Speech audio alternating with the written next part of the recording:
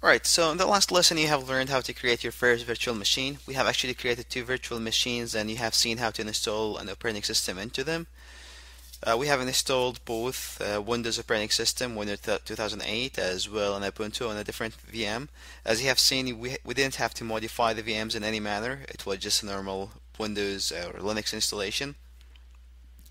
As well, you have seen how multiple VMs, which in our case were two VMs at that time, could live next to each others at the same time, powered on, up and running over the same host. And in this particular lesson, I want you to actually learn more about these virtual machines, figure out all the settings out there for them, how actually the resources are assigned to them, how they actually getting the scheduling for some of the resources is being happening, having multiple VMs on the same host. At a certain time, they might be actually fighting for resources. So at that time, how does the host decide who get the resources, who doesn't? All that stuff, as well learning about virtual machine snapshots. All that will be covered in this particular lesson. So again, in the physical world, you used to have a one-to-one relationship between the operating system and the host, as well, usually between the application and the host as well. The reason you did that, you were actually worried to have a conflict between applications. So if you were to install an Exchange server in one server, you probably would not install SQL on the same one. You probably do it on another one. Same thing for a file server. You would just put it in a third machine and so on. So it wasn't really like a relationship between one OS, one application to one host. Going to the virtual world, now we have actually multiple operating system, multiple applications sitting at the same host, where each of them is a part of a virtual machine. So although each virtual machine is encapsulated in its own, is totally isolated from what's happening to the other VM, they all running of the same resources of the physical host under it. So they might get to a situation where they're competing for resources, and it's important to understand how VMware have came up with a lot of advanced techniques to figure out who gets the resource at that particular time, and as well more techniques to even improve the densities per host.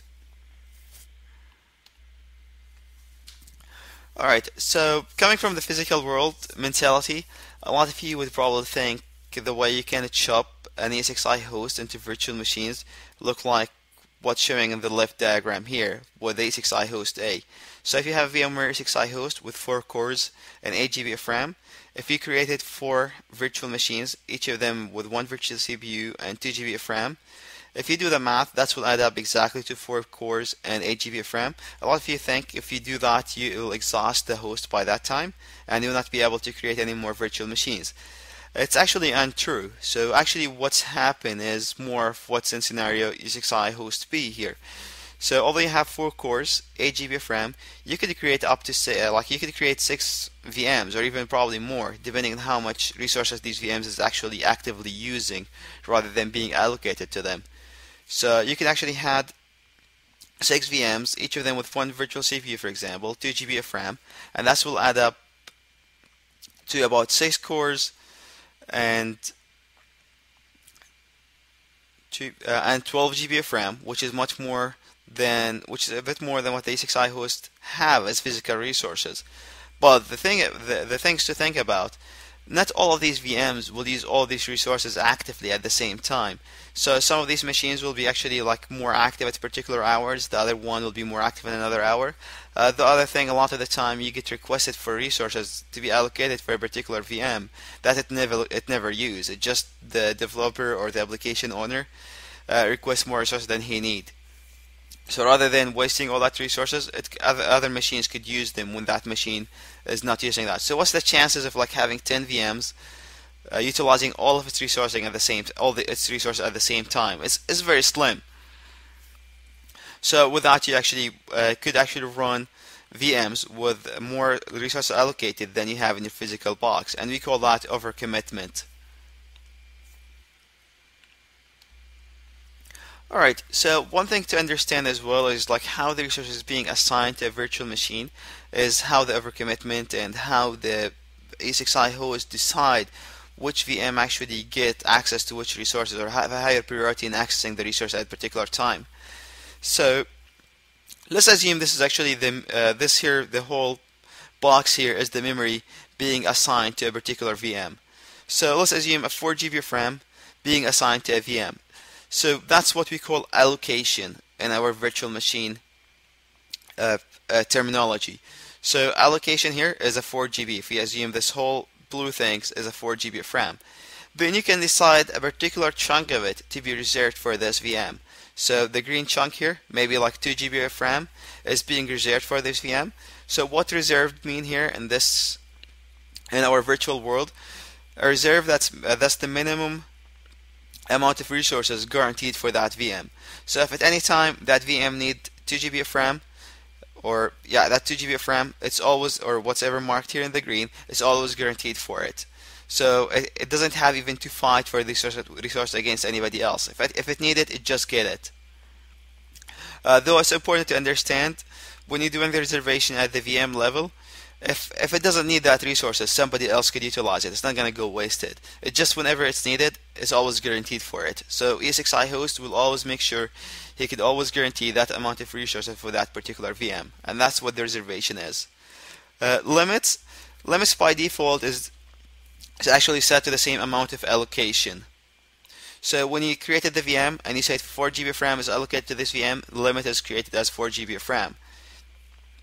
Though you could as well always create a limit below the allocation, so that's something you can do as well. Though it's not recommended to do it on the RAM because that will force the VM to do swapping, so you don't want to do it at the RAM, but you might do it for CPUs, so you can decide how many gigahertz that VM could use at max of the CPU. Alright, so as you can see, there's always a gap between the limits and the reservation. So the reservation is actually what's guaranteed, and the gap between the limit and the reservation is actually the amount of resources the VM have to fight against other VMs in case you have like you're getting your host resources to be scarce or limited at that particular moment. So if all the resources of the ESXi host is being used, then the resources here between the reservation and limit could be shared, and this VM could be competing for it against other VMs in there. And and there is a value called shares. So shares actually decide what kind of priority this VM gonna have for these resources over other VMs. And you can have it as like set in values as high, low, or medium, or you can have your custom values as well. So if you set it to high and another machine is medium, so this one will have twice the priority as the other VM to get the resources when there's a need to compete for resources. If this one was a low, the other one is the medium, this one will have 1/2 of the priority of the other VM to get the resources. As we mentioned, the reservation will always get it when there's contention. Whatever here between the reservation and the limit is actually the shares decide how much priority it will get over the other VMs. We're gonna see as well in the lab for this particular lesson where we set these numbers at. Alright, so as well with the overcommitment in VMware, especially in the memory side, we can do actually a lot of overcommitment. VMware have came up with a lot of techniques to allow the overcommitment and to lower the competing between the VMs. Alright, so some of these techniques that will allow us to use the memory more wisely in our virtual environment and to be allowed to actually overcommit in memory is the following techniques that you'll see in the few upcoming pages here, the few coming slides. So the first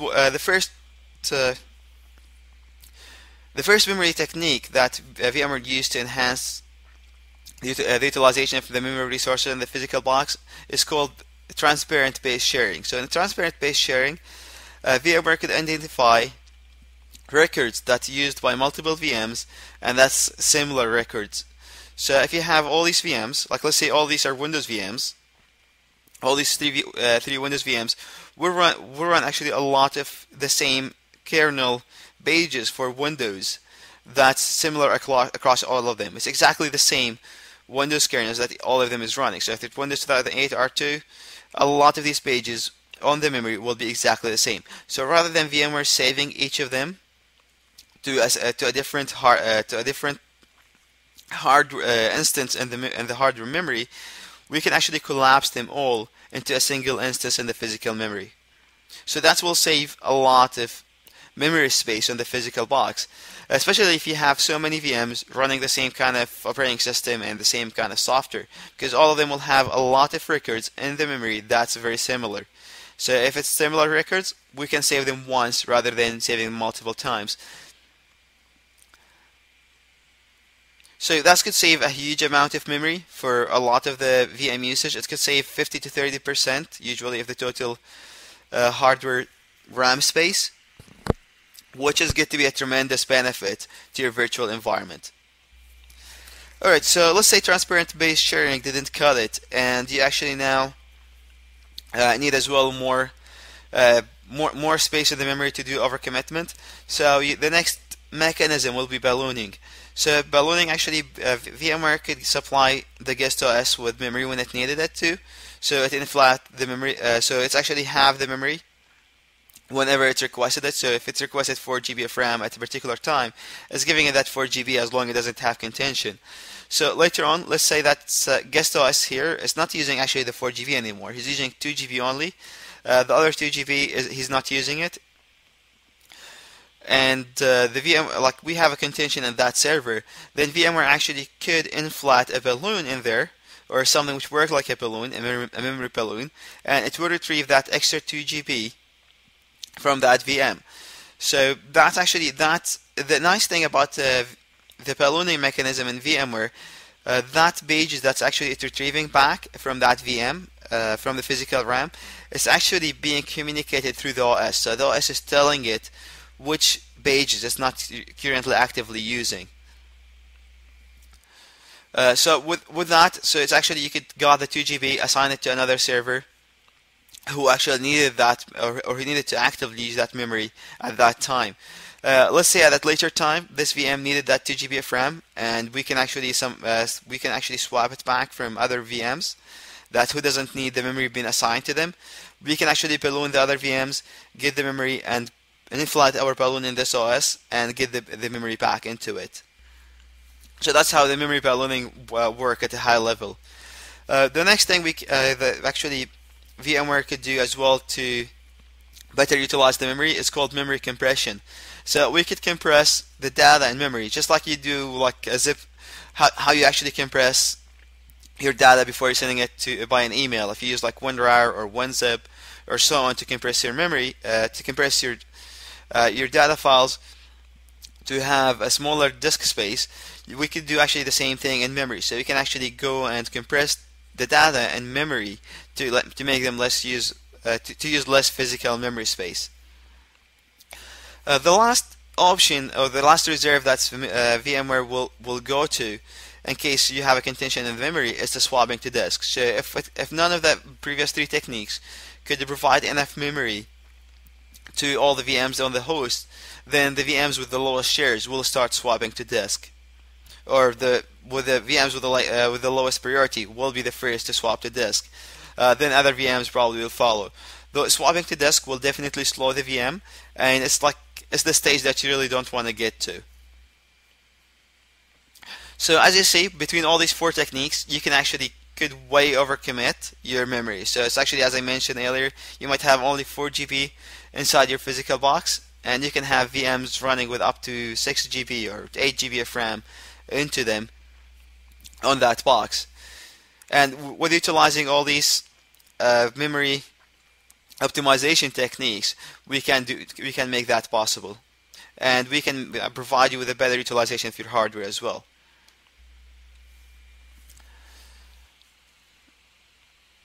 Alright, so let's look actually. The last thing actually I was going to speak of before as well you go to the lab, I want to speak of snapshots.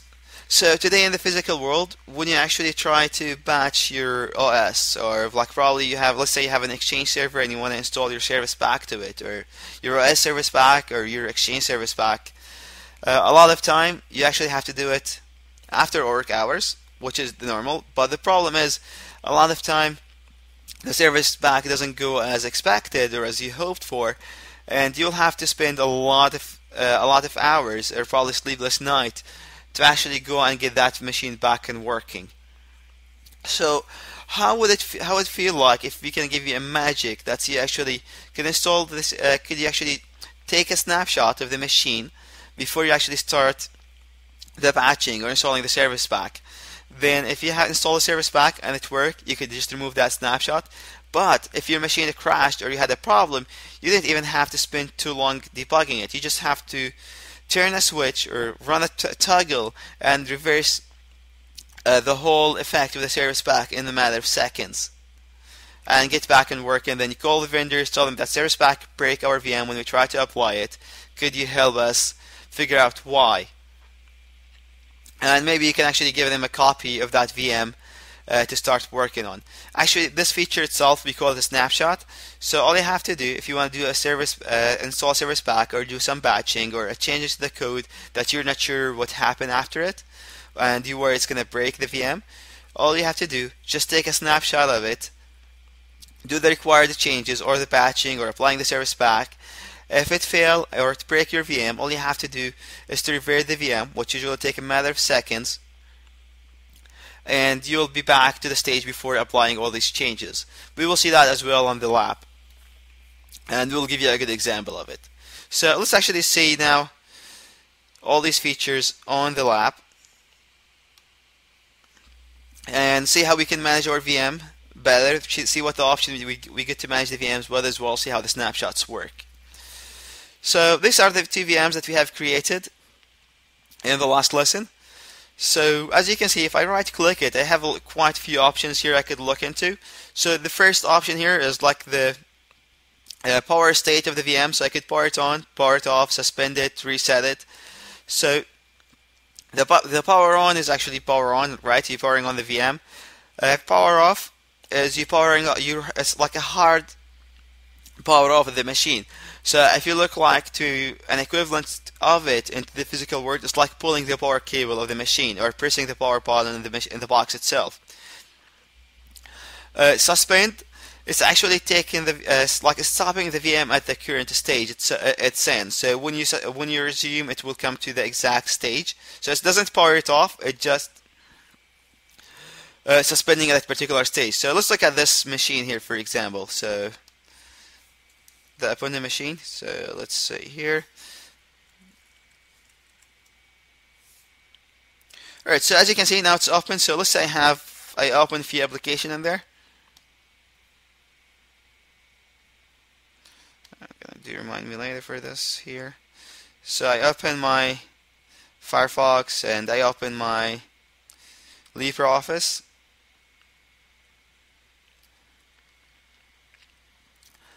Alright, so let's say I want to actually get the VM. I want to like I don't want to spend like I want to save the resource this VM is wasting at the moment, but I don't want to lose any work I have done in this so far. I don't want to save it as well. I just want to come back to it where exactly it is. So in that case, what I do is I could do a suspend. So if I do suspend to this VM, so right click, suspend. So I could say power suspend, or of course I could press it here as well. So either way, but let's say suspend the VM.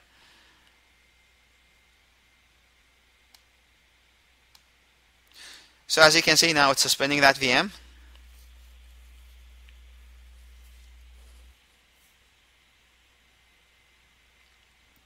Alright, so the VM look like it's powered off, right? But the nice thing is have actually took all the records and all what it was doing and put it in memory and then back to disk.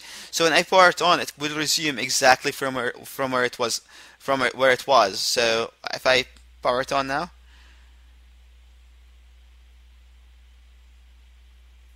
as you can see, it was powered on again, exact stage where it was on before. So it's like very similar to the standby option in your laptop, right? So when you stand by your machine, it's saving all the state of the current machine to your hard disk. So it's very similar to that, the way it works.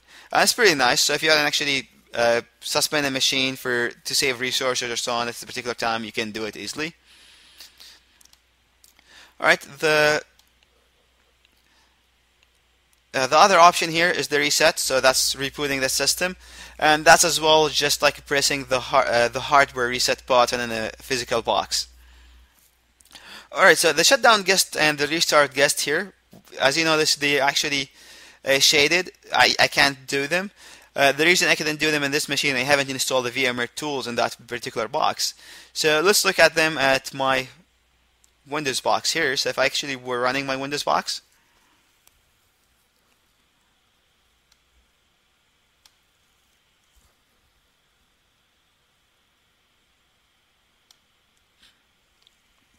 so let's wait till the operating system complete booting up, so the VMware tools will come up as well.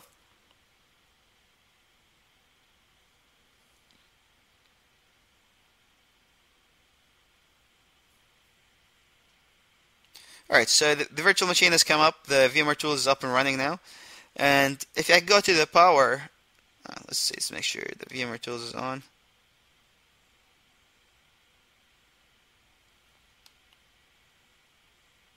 Yeah, so as you see now, the VMware tools is up and running by now. So now these two options is coming up because I have the VMware tools in this machine. So shutdown guest is actually will go until Windows to cleanly shut down. Restart will go until Windows to cleanly restart. Unlike the power off button and the reset button. So it's very important to understand the difference between the two, because what you really want to do normally is to do a shutdown guest rather than power off. The only time you want to go to the power off or reset if you have your Windows hanging. If your Windows has hanged and you can't shut it down cleanly or restart it cleanly. Alright, so here you can actually as well choose to install your VMware tools in the guest OS. Snapshots will come back to it in a second. Right click open the console is to see what's going on inside that particular machine at that particular time. Add permissions. So here I could actually decide who gets permission to this particular VM. So I could decide from the users. I could use the domain users if I had it joined to the domain, or I could use the people on the local machine itself. And here I could decide what kind of permission they have, read only and so on, to what particular part of the infrastructure in there. As you saw, the permission is very granular in there as well, so you can really decide to have permission to which host, what VM, and what kind of permission he have. Does he have console only, read only? Could he power it off, on, and so on. So all that could be done. Report performance. So like if I actually wanted to have a small report of the performance in an Excel sheet, I could come here and choose that VM, and let's create the report in my desktop, for example here. And sample performance report. I could choose what kind of line graphs I would like to see in there as well. So I'll say small, hit OK. So let's see how the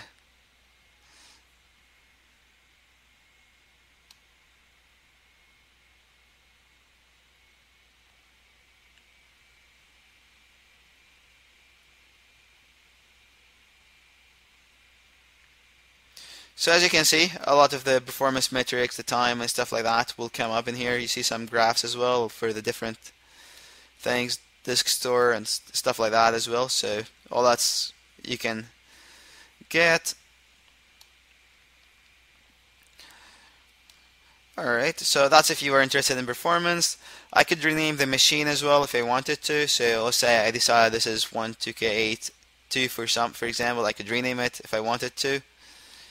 I'm going to revert it back to what it used to be. Alright, so I'm going to shut down this VM so I could show you as well all the other settings that you could do. Or actually, before even I do that, let's go to the console here. As you can see as well, when I open the console, a lot of this option that you have seen there is a lot of them coming up here as well. So the power off, suspend, power on, restart, guest OS, and here you actually there's a way I'll show you in the setting later on, where we decide what this red square is doing. Is it shut down the guest OS or it's power off? As well for the reset, is it restart guest or reset? Here's actually where you take the snapshots we can talk about in a second. Here I could connect a floppy disk or a virtual floppy disk. Here I could connect a CD-ROM or a virtual CD-ROM or an ISO image, as we did during the installation. Here it's just the same setting that you've seen when I actually do a right click to the VM itself. Here I could as well decide if I want to do a full screen. Alright, so let's actually power off, let's cleanly power off this VM. So I'm just gonna do power off, shut down guest, which will take a few seconds. Alright, so now let's actually try to look at the settings options that I get of that VM. So here in the hardware tab, you will see actually a lot of the hardware related configurations. So you maybe created the VM with a particular specs, then you want to change them at a particular time. This is where you do it. So if you actually created with 4 GB of RAM and you want to change that to 6 GB of RAM, all I have to do is come here and say 6 GB of RAM, hit OK, and it will switch that to 6 GB of RAM, for example. Same thing for CPU. I could change how many CPUs I have in there. Video card, if I wanted to increase the total memory I'm doing for that particular VM, and if I want to add more adapters, I could do that as well. SCSI controllers, what type of SCSI controller I'm using, I could actually change the type of SCSI controller I'm using. As well, the SCSI bus sharing, this is like usually setting that's used when you're doing some Microsoft cluster or so on, or Oracle Rack and stuff like that. Here as well, the hard disk space, how much hard disk space I want to assign to that VM and where the file is sitting and stuff like that. CD-ROM, if I want it connected, not connected, where I'm going to get the CD-ROM from. I'm going to use the client device, so something on my machine, or do I have the ISO somewhere in the on the host data store ISO file. So if you're actually having your ISO images on the data stores itself, on the storage that's being connected to the host itself, I could came from here and browse inside the data store and get to that ISO image. And that's usually the fastest way to install stuff. So if you have actually the ISO image sitting there, that's the fastest access. Host device, that's actually using the CD-ROM, which is on that physical ESX. Network adapter, so what kind of network adapter I want to use. Do I want it to connect it during power on, and is it connected at the moment? This option, if connected, will show up if I was having this VM powered on. Which network I want it to be connected to. We're going to talk about these network labels and board groups later on during the network lesson. Floppy drive, if I want to connect to a floppy drive on the host or an image somewhere or so on, so if I want to do that. As well, you can add extra hardware from here. So for example, if you want to add an extra network adapter, or if you want to add a USB controller or extra hard disk, or an extra SCSI controller for any reason, all of them you can do it from here. So I could add an extra hard disk if I wanted to create a new virtual disk. Let's say this guy, I'm going to create a smaller disk in here. Going to provision, next, finish, and is get created. So now if I come back, this VM have 2 disks to it, as you can see. So I could at any time add a disk, delete a disk. So I'm going to delete that disk.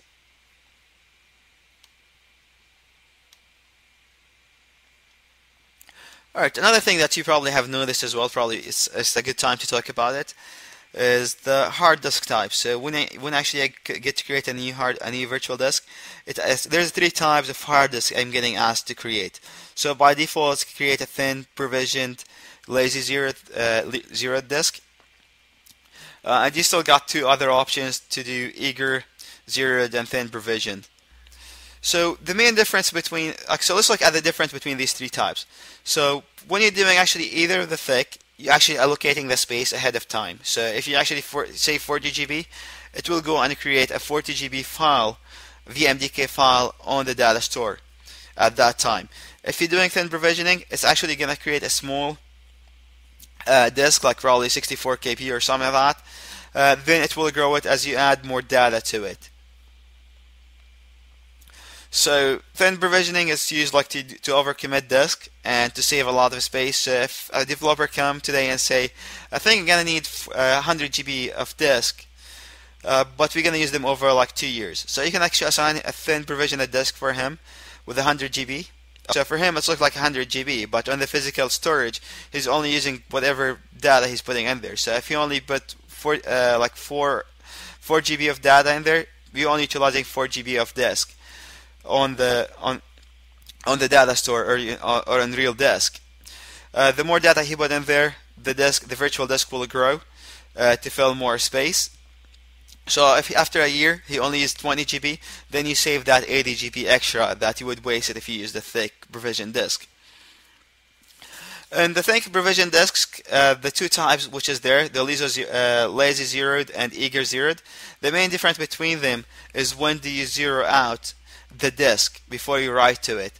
So with the lazy zeroed, it's actually zero out the disk just right before it needs to write to it. The eager zeroed disk is actually, it will zero out the whole disk, the whole virtual disk, before you even could start using the disk. So at the time of creation.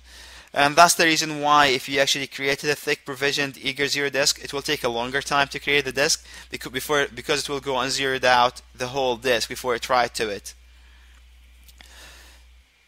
Some uses for the thick provisioned eager zero disk, if somebody needs a very high performance for the virtual disk for a specific reason, or if you wanted if you require a much more secure disk as well, you could done the eager zero disk. Most used actually between the two, thick provision one is the lazy zeroed, and a lot of people now is using the thin provision disk to save and to ever commit in a space. There is a bit of a performance penalty when using thin provisioning, so if you actually need a lot of performance for that particular VM, you might actually decide to go with a thick provision. The other reason as well, when do you want to use a thick provision? If you know that's actually you're gonna fill that disk quickly. So if the user asks for 100 GB and you know he's gonna fill about 90 GB of it within the next few days, it's probably not worth it to create that thin provision. You might want to create a thick provision from the start because he's gonna utilize that space right away. Alright, so on the next tab here, in the option tab, there's as well another few options that you could change here. So as you can see, one of them is the type of operating system, so you always could change the operating system type at a later stage. It might be batched, I don't know, Windows 2008 to Windows 2008 R2, so you can come back here and change the OS to match that as well. VMware tools, so here actually after you install the VMware tools, as you have seen, we can now have like the shutdown guest option and the restart guest option, which is cleanly actually shut down the guest OS and restart the guest OS. And as you see now, these are the default options for hitting the power button and the restart button in the console that I showed you earlier. So that's where you decided what action that button will cause the VM to take. Alright, so the other thing which is here as well, you can choose to upgrade the VMware tools during the power cycle. So whenever you power off and power on or restart the VM, it will go and update the VMware tools if you desire. So if you're at the time trying to update the VMware tools. The other thing, you can decide if you want to synchronize the guest OS time the host. So if your VMs is not joined to an Active Directory where they sync timing with your Active Directory, or you're not doing W32 time to sync the time of that VM to a particular time server into your environment, you probably want to make sure you sync them to the host. So you probably want to have that enabled, and the time synchronization is done through the VMware tools in this particular time. You always want to make sure you either use this option, either you use an option at the guest OS level to synchronize the timing, because remember the VM itself now is just getting a part of the CPU cycle that the physical host is observing. So if you don't actually configure a proper mechanism to sync time for the guest OS, the time could slip, and it's with days it could actually slip minutes or hours beyond, and that could be dangerous if your application is time sensitive, as well from logging mechanism and security perspective. So you always make sure it's either using synchronize the guest time with the host, else if you're joining an Active Directory and your guest OS synchronizing with the Active Directory, then you don't need this option. Make sure you only use either or, don't use both together as they could conflict. Here as well, you decide what happens when you do a standby on the VM and the ghost OS of the VM. So do you want to actually go and suspend the whole virtual machine, or do you want to actually just leave the virtual machine on and just suspend the guest OS? So this is when you go and say inside the guest OS and say suspend, what can happen. By default, it will leave actually the VM up and running. It just stabilized itself. Okay, here's some actually logging and debugging options that you can as well enable. Some advanced configuration as well that you can do in the VM level. We're not going to go into detail on that for now. Memory and CPU hot add, sorry. The memory hot add and the CPU hot add allow you actually to plug memory and CPU while VM is running. So if your OS supported, you can actually go and increase the memory while the VM is up and running. You can as well increase the number of virtual CPUs or decrease it while the VM is running. For this functionality, of course, your OS have to support it. As long as your OS supported and you enable it from here, then now after that, when you power on the VM, after that, if you needed to change the amount of, if you want to add extra memory to it, you don't have to power it off to add extra memory. You could just add memory on the fly.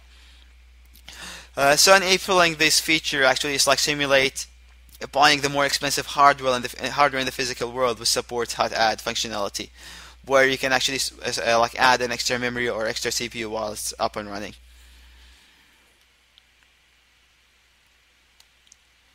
Alright, here under the boot option as well, you get some nice boot options. So you can decide is your VM is actually using BIOS or EFI. The other thing as well, as you have seen, the VM itself boots really quick. I couldn't see the BIOS options in there. I could actually, if I wanted to see that, I actually delayed my boot by a particular time, and the number here is calculated in milliseconds. So, for example, if I wanted to delay my boot by 8 seconds, I would say 8,000 here. So I could see actually the boot menu. So I'll do that. So I'll show you how that's different than the earlier boot when we were actually not able to see the BIOS settings. So let's say 8,000. Now let's power on the VM.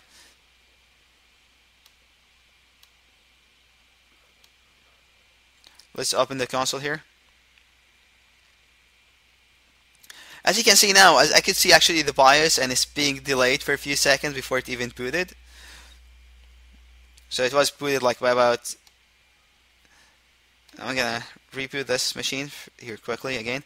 So as you can see now, I could see the BIOS and compare it to when I did earlier. If you remember, before doing that option and the delay, I wasn't able to see this. So I wasn't able to go into the BIOS of that machine. Alright, so let's shut down this machine again. Yeah, I probably should be more patient and wait for the OS to start, but as this is just a SVM, it's alright. Alright, so that was one option in there that I could done, one trick where I could see the BIOS of it. Or I could actually make the BIOS and the boot options visible for me so I could change them if I needed to. The other option would be, if I actually return back this to 0, I could say to force it to go into BIOS if I wanted to. So when it's boot, it's forced to go into BIOS right away. So if I do that and now power on the machine, it should go to BIOS right away without even having to give me the menu and me catching the F2 for it. So let's see that. Let's go into Open Console again. So as you can see now, I'm in the virtual BIOS of that VM, which simulates a real BIOS, right? So you got a lot of very similar options, all the options you usually have in the normal BIOS, your boot option as well, and stuff like that. So if you want to make your CD-ROM or your floppy drives to boot before your hard drives, that's the place to do it if you wanted to. So I'm gonna exit here. Shut down again.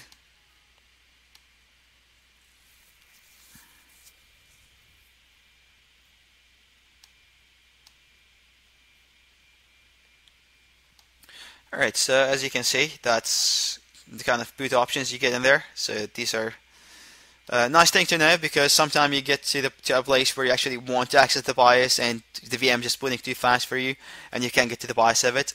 So having these will be really nice. Here as well, you can decide if the VM failed during the boot or the boot device is not getting anywhere, how long should it take before it reboot again. So you do that here. Alright, the last thing I want to show you of these settings that's probably going to start using right away if you needed to is where you're going to put your swap file. So as if you remember, like when we were talking about the memory and during the slides, I say the last mechanism for VMware to actually overcommit memory, if it couldn't find any space or any to use or make any of the other techniques make memory available to this VM, it might have to swap to the disk, right? So here you decide where does it, which type of, where in the disk it's swapped to. So do you want to, where does this swap file sit? Do you want it to sit with the VM itself, or do you want to sit in a specific data store on the host? So sometimes we use this option when we actually doing a disaster recovery or so on, where we want the swap files to sit in a specific data store which we don't want to replicate. In normal scenarios, though, in normal use cases, you're probably going to keep it to the default where it will sit with the VM itself.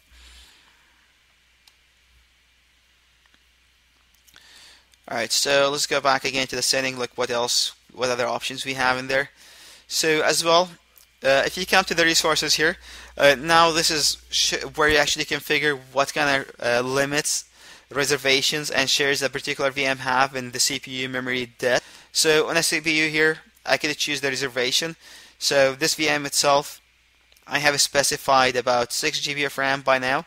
So I can decide how much I want to reserve of these 6 GB of RAM if I wanted to. So I could actually choose like 1 GB or 2 GB depending what I want to reserve. So the reserve as again, just a reminder, is what you guarantee to that VM. So it doesn't matter what kind of contention the host will have, this amount of resources will always be guaranteed for that VM. Usually you don't want to set up a reservation unless if you have to, unless if you have like real contention in that server and you want to guarantee that VM is performing well. Normally you don't want to get to the stage where you ever commit enough that you're actually degrading performance for other VMs. But in case you're getting to that stage, that's where your reservation could get really useful. Okay, so let's say this was an important VM for me, and I decided to actually do 2 gigahertz of CPU reserved to it. The limit as well of this machine as a CPU here was 1 virtual CPU, and the virtual CPU speed of this machine here is 3400 megahertz. So I could decide as well if I wanted to reduce the limit, limited below that if I wanted to. So if I want this machine to only, for example, be able to use up to 2 gigahertz of CPU speed, I could do it here. So the limits, I see it more feasible and more usable at the CPU rather than in the memory. And the memory is like it goes a lot of swapping, so you don't want to use limited memory. But on CPU, it's sometimes it's being used. But usually you leave it to the default in most cases, which is going to be the maximum, the amount that you allocated to it. Then between, for the amount of CPU, between the memory, between the reserve and the limit is actually where the shares come to play. So as we mentioned, you have now between the 2 gig here and the 3400 here, you have about 1.4 gigahertz of CPU that this VM will have to compete for against other VM in case of contention. So here you decide what kind of priority it will have. Would it be low? Would it be high? If it's high, then it will get twice as if other machine who's actually been set to normal. If it's actually set to high, it will have 4 times the priority that another machine have been set to low. And so on. So you see like where shares get to play. The same thing, the same kind of setting you get for memory. Same thing as well for disk. Though for disk to work, same disk as well. The last option here, if you want to decide if you want to run hybrid threading or none, stuff like that. Okay, so it's, as I mentioned, usually the usual case you leave these to default. So reservation will be none, and limit will be actually the max was assigned to it. The only time you want to change it if you have a real reason to. So if the vendor specifically have a requirement to support their application in virtual world that's required to set a reservation, that might be a use case. Another use case if you have some VMs that's not performing and you because you have a contention on the host and you really have them as a higher priority than other VMs that you want to set the reservation for them and shares. As well, usually your first set of method to actually go and optimize your environment is to set shares rather than reservation. So the next source of setting priority is to set the reservation. Okay, so with that, I'm almost have covered all the options that you can get with this setting there. You still have a few options that we haven't discussed. So when the virtual machine is off, you can do upgrade to the virtual hardware. So if you created a virtual machine in an older ESXi host, so let's say you recreated an ESXi host that was running ESXi 4.1, and then you moved it to an ESXi 5.1. You can then upgrade the hardware from the older hardware that's used, the older virtual hardware, which was virtual hardware 7, to virtual hardware 9, for example, or virtual hardware 8 to virtual hardware 9, if required. All the VM is powered off. The thing is, these machines is actually running already the latest type of hardware, which is hardware 9. So not much I could do. Like I don't really need to upgrade it in there. So as you can see, it's virtual hardware 8, which is the latest. So if I was coming from virtual hardware 7 or 4, actually could upgrade it right away in there. Alright, so with that being said, okay, so the next thing is to check the snapshots. So what's a snapshot and how does it work? As we mentioned, it's a point of time image of the virtual machine itself. So let's fire on this machine for a second here.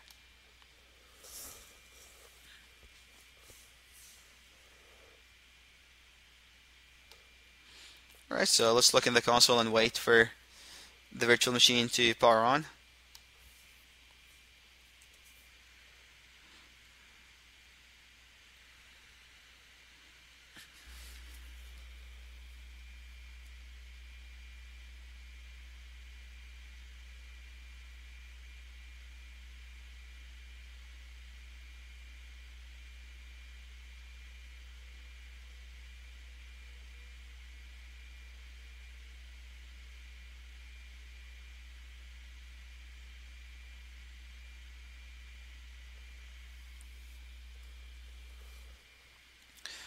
Alright, so the VM have booted up, you can see. What I really want to do now is to log into the VM.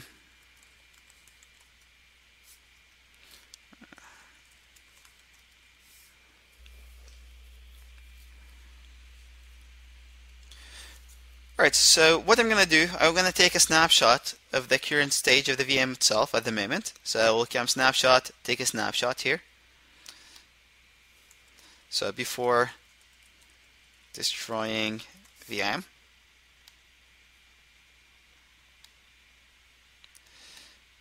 Alright, so the snapshot, as you can see, it's happening in the back, in the here in the taskbar. As you can see, it's the progress bar. So let's wait for the snapshot to be completed in there.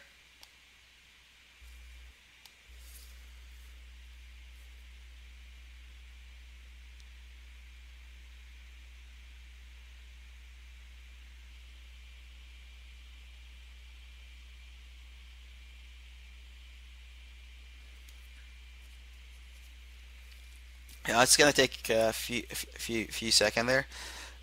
Actually, what's the snapshot as well is doing, because this virtual machine is on as well, it's taking all the stuff which is in the memory as well and saving it to disk. So if you actually have to revert back to here, it will revert it exactly where it is.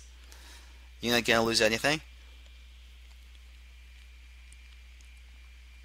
And another thing to remember, like my machine is running over a SATA hard drive in a white box. It's not running on a production scale environment. If you have actually having that in a production environment with a pretty quick storage, then it probably would take just a few seconds, like 5 or 6 seconds to do the snapshot. Usually it's pretty quick.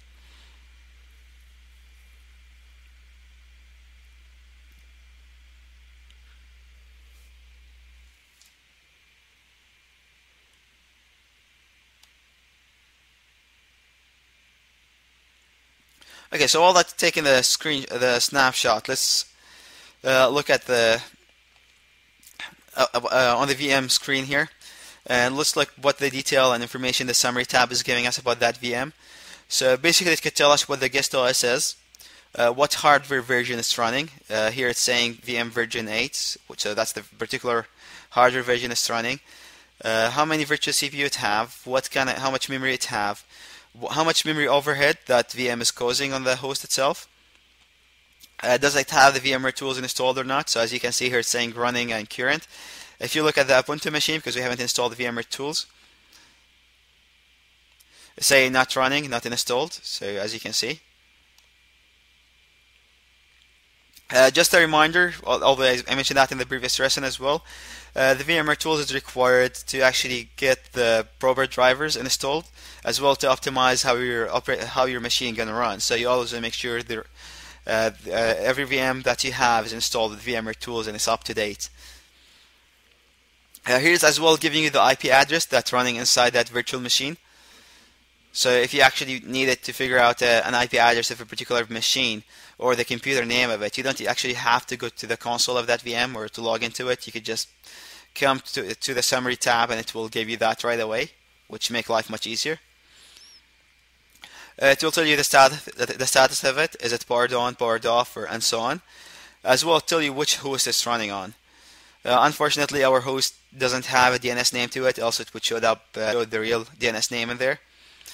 And it will show you what active task in there. So as you can see, it's saying create a virtual machine snapshot. So that's the active task at the moment.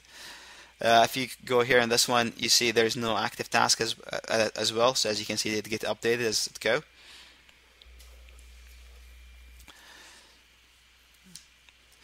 As well, here on the right side, it shows you which data store that VM is running on, as well which network it's utilizing, so which port group or which network is connected to.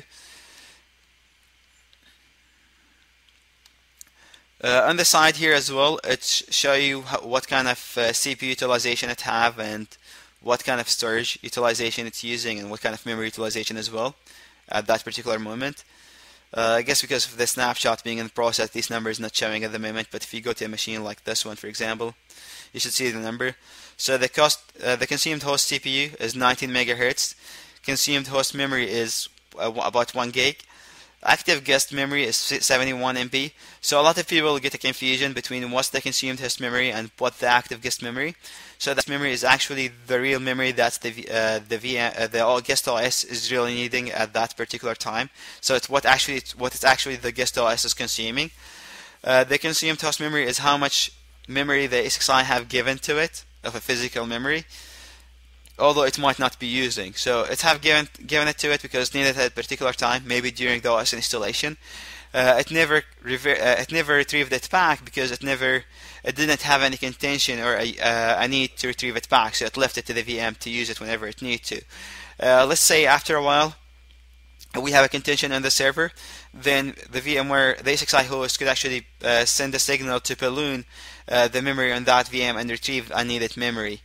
Then the only memory would be left with that VM is the active memory and a bit of a margin beyond that, but a lot of that memory could be retrieved back.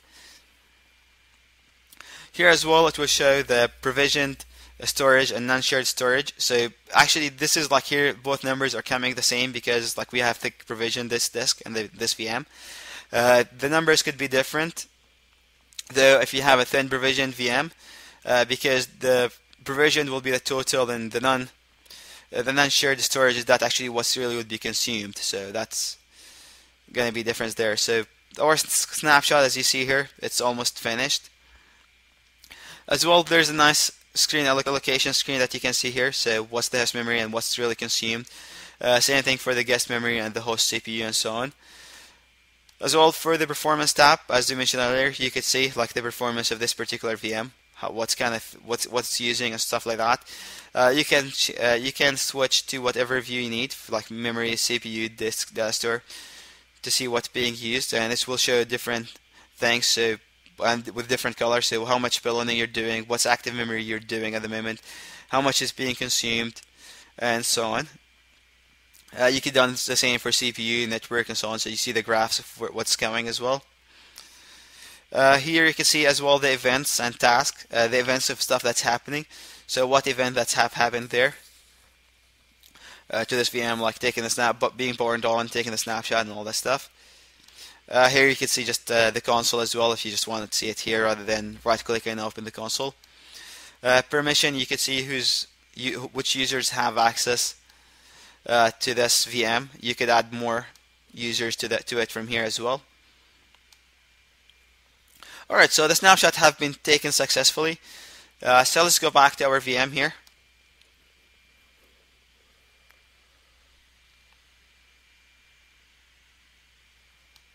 Let's open the console. See, the console is already open here.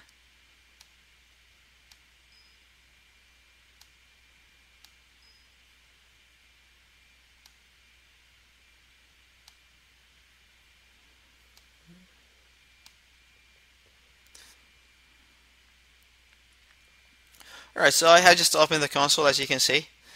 And now, as I had took the snapshot, let's do some changes. So let's assume actually I have installed some batches or some update to the server, and that's had messed up my whole machine in there. So let's say, let's do some changes here. No, let's, I think that's what really, well, let's,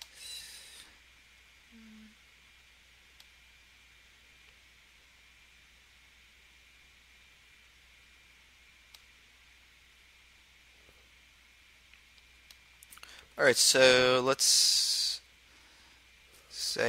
log the taskbar. Let's auto hide the taskbar. So let's say earlier it wasn't auto hide the taskbar, so the taskbar was always there. So now we're doing the auto hide, as you can see. So that's one change that we could notice when we come back. Let's do some changes as well with the resolution, just like I wanted to do. So let's say we do a smaller resolution here, so let's make it really small, 800 by 600.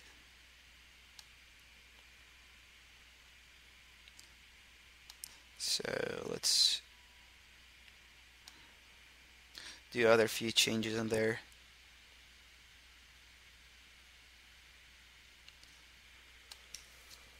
Alright, so let's change as well the color of the background of the screen. So let's say we'll do orange. So let's say that's orange referred to actually is like, let's say, a damaged, so it's like a sick VM by now. So now as you can see, I have damaged the VM. Let's assume we damaged it, right? You could as well, even to show more damage, probably we could delete some folders, for example. So we could say, let's find the folder. So let's say maybe public here. Let's see if you can delete that. So I delete the public folder under users, as you can see. So now, as well, I'm going to remove it from the trash, from the recycle bin. Okay, so now we have done changes that a patch or so on could do, and the noticeable stuff of it, the auto hide of the taskbar, we had the orange screen and we deleted that folder under users, right? So let's say now this is a damage and I couldn't revert it with a. Here, of course, is like I could revert all these changes, but let's say in the real environment where you apply the patch and you couldn't revert stuff, you want to revert it back to where it used to be. So all I have to do is say revert the snapshot. So as you can see, in just a few seconds, I'm back to where I were before the orange screen and before all that. So that's kind of the idea of snapshot. It just revert you back to where you were just before you check them. So it's kind of a quick fix to what you do after batch. Like if you want to do batching or server backs or so on installation, it could be your failed back. So actually, if you have a problem after the service back or so on, and you want to go back, you always could easily do it. Just as you saw, just retrieve snapshot, come back, and so on. So that's really easy, and gets quite handy and useful. And something nice as well about snapshots that you can do multiple snapshots. So you can do at different stages. So maybe before you started the batching, then you do the first batch have finished, and you want to actually do another batch, but you don't want to delete the old snapshot. You could actually do a second snapshot, then do the second batch. and so on. Though it's always good to remember that a snapshot is not real backups, so it's not there for the long run. So usually you shouldn't keep it more than 24 hours on the machine itself on the VM. So usually it's like a quick thing. So before backup or batching, you do it. Then after batching and badging, or you check your VM if it's up and running as expected. Then you actually remove these snapshots. And the way you could remove the snapshots is you could actually come snapshot manager, and this snapshot actually having to have two snapshots, so I could just delete them if I wanted to. And what that will do, it will just consolidate all the virtual disk files to a single virtual disk. So really what's happening actually when you're doing snapshotting is something like this. So you originally have your hard disk, you have your original virtual disk, which is your original VMDK, and it's filling up to here. Then after that, it's actually the new changes which come over. Like as soon as you do a snapshot, VMware will create a new second file that will start putting the new data into it. And that's all the changes will be written to here. So anything which, like when it's trying to read, it will make sure if it's not changed, it will read it from the original. If it changed, it will read it from the changes disk. When it's writing, it's always writing to the snapshot itself, the snapshot disk. If you had multiple snapshots, then the second it will start from here, and we'll have the data going in here. So whenever you're reading something that's on this, you will have to traverse the two snapshots back to the disk, and whenever it's writing, it will always write to the latest snapshot. So that's how kind of snapshots work in the background. All right.